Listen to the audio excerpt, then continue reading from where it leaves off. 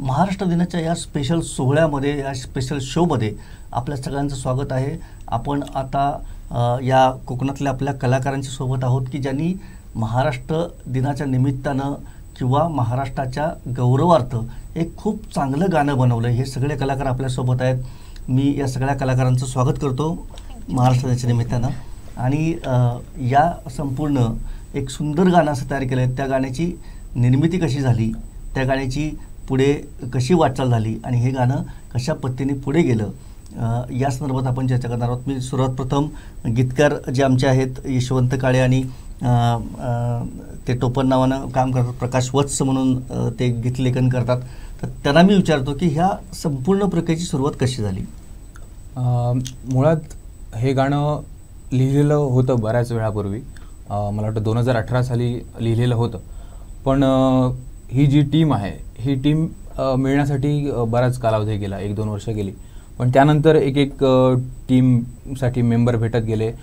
जसं रुचिता असेल, रोहित असेल, त्यानंतर मीत गौडनी याचं कंपोजिशन केलेलं आहे, तर ते पण भेटले.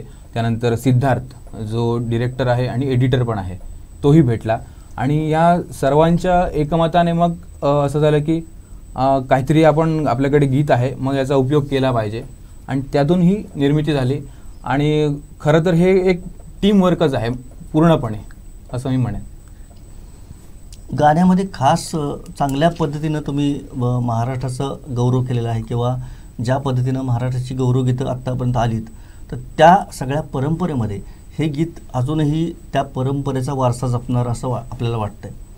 तर यासाठी खास काय तुम्ही प्रयत्न केलेत किंवा कशा पद्धतीनं वापरलं सगळं? यामध्ये माझा असा प्रयत्न होता की जेवढं होईल तेवढं छत्रपती शिवाजी महाराजांचा त्याग असेल, बलिदान असेल, किंवा जे स्वराज्य मिळवण्यासाठीची धडपड होती, तसंच मावळ्यांनी पण जे बलिदान दिलं, तर या सर्वाचा उल्लेख, जसं माझं ह्या गाण्यातला शेवटचा जो अंतर आहे त्यामध्ये मी म्हटलंय की आरमार जे छत्रपती शिवाजी महाराजांनी उभं केलं, मग त्याचाही उल्लेख, म्हणजे आतापर्यंत छत्रपती शिवाजी महाराजांनी ज्या ज्या गोष्टी स्वराज्य निर्मितीसाठी केल्या, त्या सर्व गोष्टींचा उल्लेख थोडासा तरी का होईना मी या गाण्यामध्ये करण्याचा प्रयत्न केला.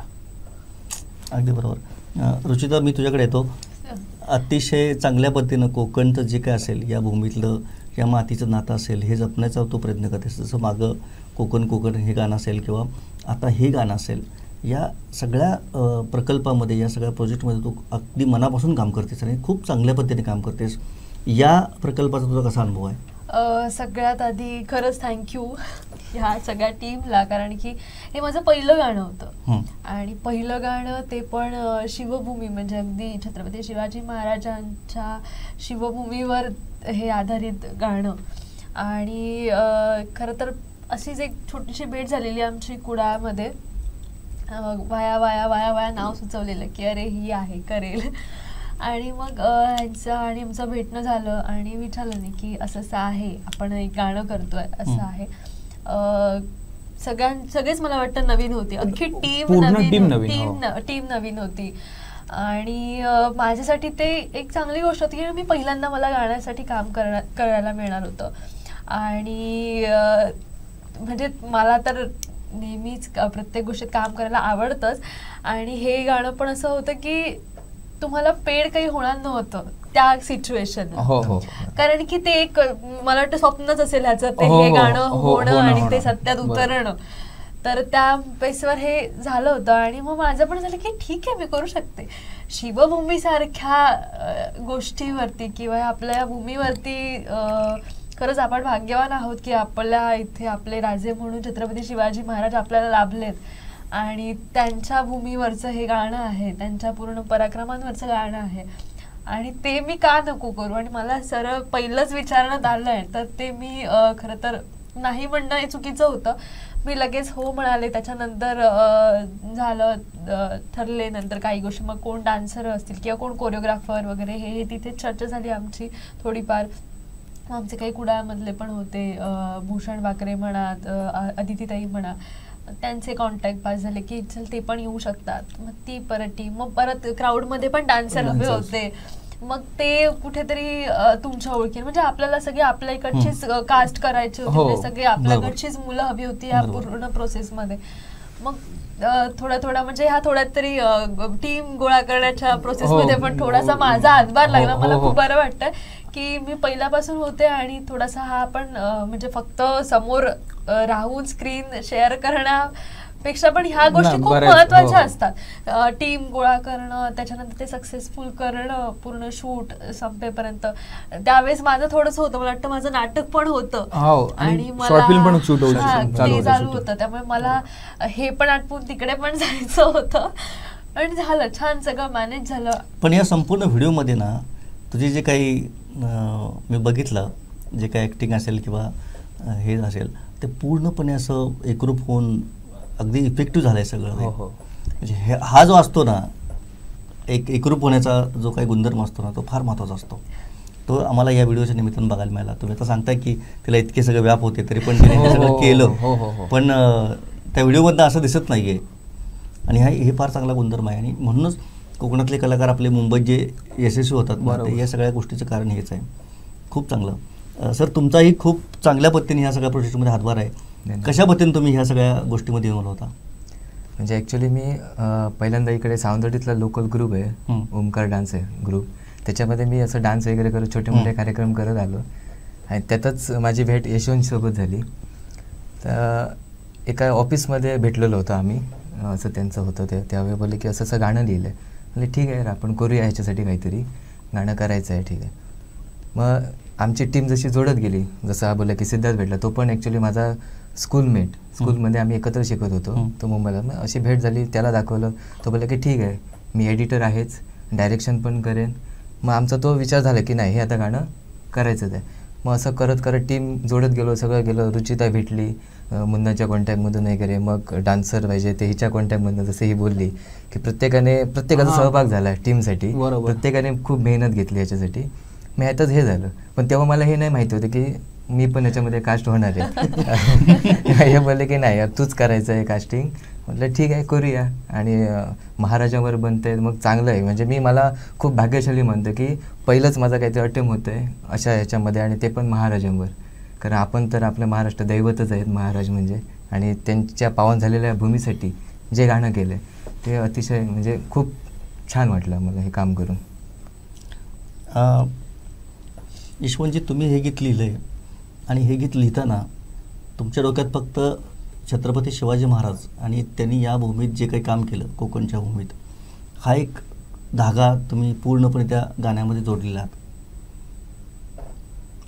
एक असं असतं की या सगळ्या गोष्टी करताना आपल्याला एक आपल्या कामाची किंवा आपल्या कलाकृतीची एक परिपूर्णता आपल्या ह्याच्यात येते. बरोबर. या कामातून तुम्हाला कसं वाटलं ते? खरं सांगायचं म्हणजे माझं पहिलंच गीत छत्रपती शिवाजी महाराजांवरती येणार याची मला काहीच कल्पनाच नव्हती. मी आतापर्यंत म्हणतात ना, एखादा कवी जसं त्याला सुचतं तसं तो लिहित जातो, तसं मी खूप लिहिलेलं आहे. पण हे पहिलं असेल हे मला माहीत नव्हतं, अजिबात कल्पना नव्हती. कुठेतरी महाराजांचे आशीर्वाद आमच्या पाठीशी होते आणि आमचा प्रामाणिकपणा कुठेतरी तो असा यशस्वी ठरला असं मी म्हणेन.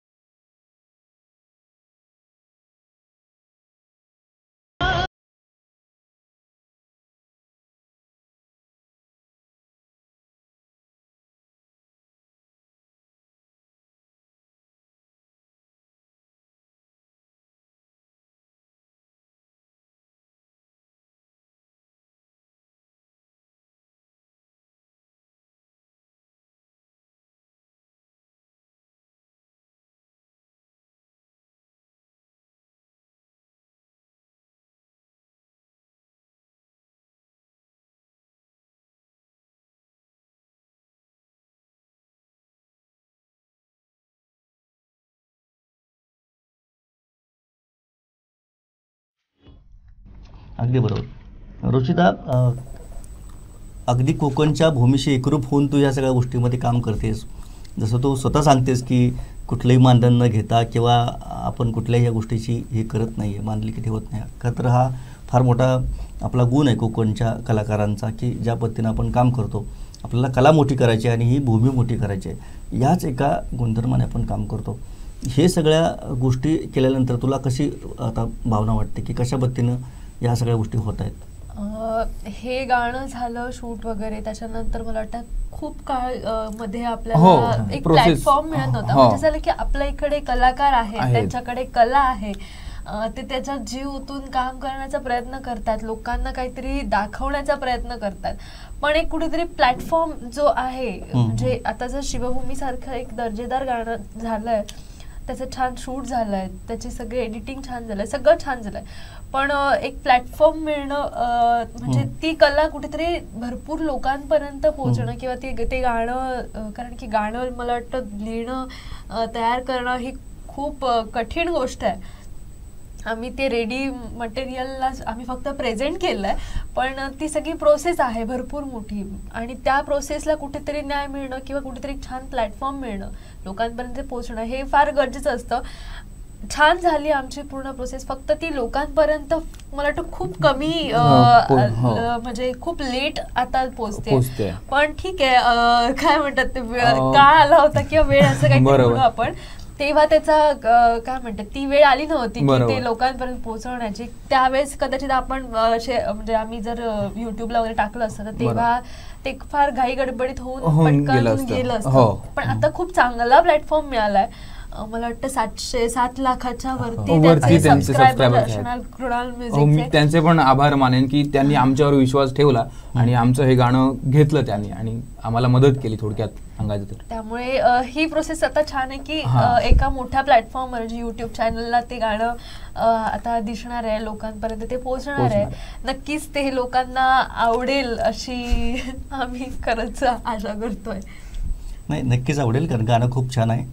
या सगळ्या गोष्टी मी म्हणजे ज्यावेळेस मी गाणं बघितलं त्याचवेळी मी सांगितलं की ह्या सगळ्या गोष्टी खूप चांगल्या पद्धतीनं आपण केल्यात. शेवटच्या प्रश्नाकडे मी येतो तुमच्या सगळ्यांसाठी. रुचिता खूप चांगल्या पद्धतीनं ह्या सगळ्या आपल्या कोकणातल्या प्रोजेक्टमध्ये सहभागी असते. वज्रमूठचं आता यापुढे काय असणार आहे? हां, ते अजून ठरवलेलं नाही आहे, पण आमच्याकडे बरंच कंटेंट आहे म्हणायला गेलं तर. आम्ही प्लॅन आउट केलं आहे, लघुपट असतील किंवा असंच आणखी एखादं वेगळ्या जॉनराचं गाणं असेल ते आणण्याचा प्रयत्न करू. त्यानुसार अधिक आमची एक मालवणी लघुपट आमचा आणि हा असा झाला, जी आमच्या वज्रमूठ क्रिएशन्स या ऑफिशियल यूट्यूब चॅनलवरती आहे अपलोड केलेली. ती आपल्याकडे जसं सिंधुदुर्गामध्ये गोव्यामध्ये दिवाळीत नरकासुरी प्रथा असते, मग त्या प्रथेला धरून घडलेली एक थ्रिलर आणि सस्पेन्स कॉमेडी असा हा लघुपट आहे. तर तो पण आम्ही अपलोड केलेला आहे. तशाच काही गोष्टी असतील किंवा इथल्या आपल्या कोकणातील जास्तीत जास्त ज्या कथा असतील किंवा कोकणातील सौंदर्य दाखवण्याचा प्रयत्न आमचा या पुढच्या प्रोजेक्टमध्ये असेल नक्कीच. अगदी. रुचिता, कशा पद्धतीने ह्या सगळ्या गोष्टी आपण जेव्हा सोशल मीडियावर या सगळ्या गोष्टी प्रेझेंट करतो, तू अनेक यूट्यूब चॅनलवर किंवा यावर काम करतेस, तर ह्या सगळ्या गोष्टीला कशा पद्धतीने प्रसाद मिळतो आणि आपण त्यात काय आता डेव्हलपमेंट करायला पाहिजे, तुला काय वाटतं? काम तर प्रत्येकजण आपापल्या, मला वाटतं प्रत्येकाचा प्रोजेक्ट म्हणून एक चांगलं काम दाखवण्याच्या दृष्टीने सगळेजण काम तर करतातच आहे. पण आता थोडंफार लोकांची आवड, कारण आता मला असं वाटतं, म्हणजे माझं हे पर्सनल मत आहे, सध्या यूट्यूबवर सोशल मीडियावरती ना फार इझी, म्हणजे खूप नॉर्मल आयुष्य किंवा कुठेतरी निगेटिव्ह काही गोष्टी असतील अशा गोष्टी फार व्हायरल पटकन होतात. म्हणजे लोकांना चांगल्यापेक्षा वाईट बघण्यामध्ये फार इंटरेस्ट आहे आणि त्या गोष्टी फार व्हायरल होतात. तर आमचं असं आहे की त्या गोष्टी ठीक आहे, प्रत्येक आता यूट्यूब हा थोडासा आता इन्कम सोर्स पण झालेला आहे आताच्या गोष्ट, म्हणजे ह्या घडीला प्रत्येक लोक तेच किंवा काही गोष्टी सकाळी उठल्यापासून संध्याकाळी झोपेपर्यंत जे काही त्यांना दाखवायचं आहे ते दाखवतात युट्यूबवरती. पण कुठेतरी मग ह्या अशा चांगल्या गोष्टी असतात ना, मग कुठेतरी चांगली गाणी असतील, कुठले तरी छान मेसेज देणारे शॉर्ट फिल्म असतील किंवा आणि काही असेल, तर त्या कुठेतरी लोकांना इंटरेस्ट मला असं वाटतं की ते फार कमी आहे. यासाठी विचारलं तुला. हा, त्यामुळे आता हे गाणं पण अर्थात आता महाराजांवरती आहे, महाराजांच्या भूमीवर आहे, त्यामुळे होईल असं मला वाटतंय खूप चांगल्या पद्धतीने आणि होऊ देत. कारण की खूप मेहनत केलेली आहे अख्ख्या टीमने. एक चांगलं काम आम्ही दाखवण्याचा प्रयत्न केलाय, चांगलं गाणं लोकांसाठी आणण्याचा प्रयत्न केलाय, तर ते खूप चांगल्या पद्धतीने व्हायरल होऊ देत. तर कुठेतरी आम्हाला आमच्या एक कष्टाचं फळ मिळेल आणि प्रोत्साहनही मिळेल नवीन आणखी प्रोजेक्ट करण्याची, की लोकांनी आपल्यावर विश्वास ठेवलाय. मग आता आपली जबाबदारी आहे की तो विश्वास त्यांचा मोडायचा नाही. आणि एक आहे की आपल्या इथली आता थोडं कोकणातलं म्हटल्यावर मला वाटतं की मालवणी 4 शब्द, मालवणी 4 शिव्या घातल्या म्हणजे तुम्ही फेमस होणार किंवा तुम्ही जास्ती व्हायरल व्हाल असं सध्या आहे. किंवा आता एक थोडीशी टिपिकल मेंटॅलिटी झालेली आहे की कोकणातली किंवा इथली सिंधुदुर्ग साईडचे मालवणी लोक म्हणजे काय, हे आंबे फणसच दाखवतायत, शिव्या दाखवतायत आणि फाडफाड मालवणीच बोलतात. पण आहे तिथे चांगले कलाकार आहेत जे खूप काहीतरी चांगलं पण प्रोडक्ट तुमच्यासाठी घेऊन येतात.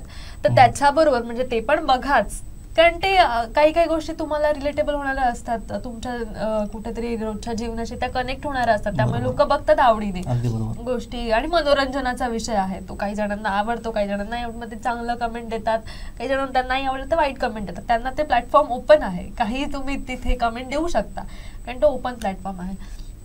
तर मग असं आहे की आम्ही त्याबरोबर पण ह्या गोष्टी पण आहेत चांगल्या, एक छान गोष्टी आम्ही देण्याचा पण प्रयत्न करतो. नुसतेच आता आंबा काजू फणस ह्या गोष्टी मला पॅटर्न आहेत, लोकांना सगळ्यांना माहिती आहे कोकण म्हटल्यावर ह्या गोष्टी येणारच आहे. पण आहे इथे लोक थोडा वेगळा पण विचार करतात, त्या पलीकडे पण जातात, हे थोडंफार लोकांपर्यंत पोहोचू देत असं मला वाटतं. नाही, हा अगदी चांगला म्हणजे यांचं सजेशन आहे.